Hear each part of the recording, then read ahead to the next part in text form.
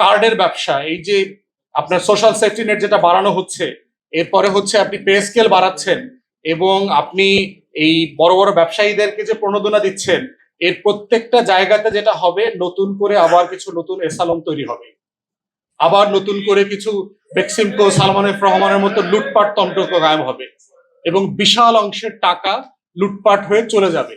এবং যাওয়ার মেকানিজমে তারা ইতিমধ্যে ব্যাংকগুলোকে বিভিন্ন জায়গায় দেখেন, সফল ব্যাংক যেটা আবার ঘুরে দাঁড়িয়েছিল সেখানে তারা হাত দিয়েছে। তাহলে আপনার পলিসি তো কনসিস্টেন্ট না। অতএব সেই জায়গায় আমরা বোধ করছি সরকারি দলের এই যে প্রস্তাবনাটাকে সিরিয়াসলি তুলে ধরার ক্ষেত্রে সরকারি দলের যেই জালজালিয়াতটা সেইটা বিরোধী দল তুলে ধরতে পারছে না, এবং সেইখানে বিরোধী দলেরকেও জবাবদিহিতার আওতায় আনতে হবে জনগণের তরফ থেকে, যে আপনাকে যে আমরা ভোট দিয়ে পাঠাইছি সরকারকে জবাবদিহিতা করবার জন্য, আপনি তো সেই দায়িত্ব পালন করতে পারছেন না।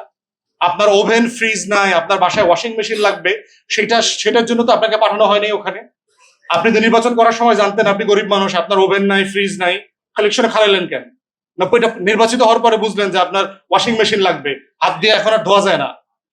তো নির্বাচনের আগে হাত দিয়ে কাপড় চোপড় ধুইতে পারছেন, এখন আর ধুইতে পারবেন না।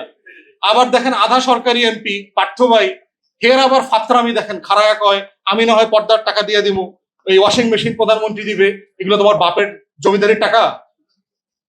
প্রতি মিনিট যেখানে ৩.৫ লক্ষ টাকা খরচ হয় প্রতি মিনিট, মানে এটা কতটা হাস্যকর ফাইজলামির মানে মানে চেম্বারে পরিণত হয়ে গেছে, যে আপনি বাজেটে এন্টায়ার কনভারসেশন শুনবেন, ৫-৭টা লোক ছাড়া অলমোস্ট কেউ বাজেট সেশনে অর্থনীতি নিয়ে কথা বলে নাই এই ৩৫০ লোকের মধ্যে।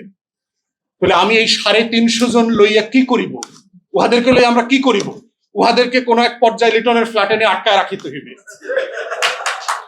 তাহলে তো কোনো কাজে লাগতেছে না। তো এদেরকে লিটনের ফ্ল্যাটে নিয়ে আটকায় রাখা ছাড়া আর সিম্পলি কোনো অপশন নাই। তো যেখানে আমার ৩ লক্ষ টাকা প্রতি মিনিটে খরচ হচ্ছে, সেখানে তারা এই ধরনের হাস্যরস, ফাত্রামি, ইসলামী ব্যাংকে মুসলমান না হিন্দুরা চাকরি করে, এইসব বিষয় নিয়ে আলোচনা করে।